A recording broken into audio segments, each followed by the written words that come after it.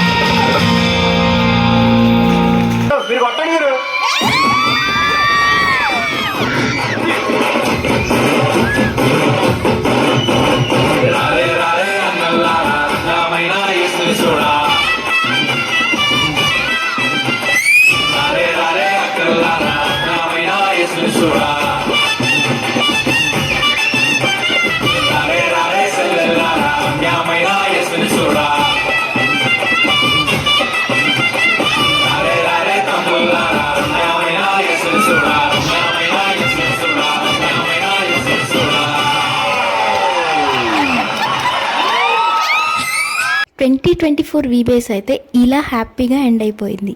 Bye.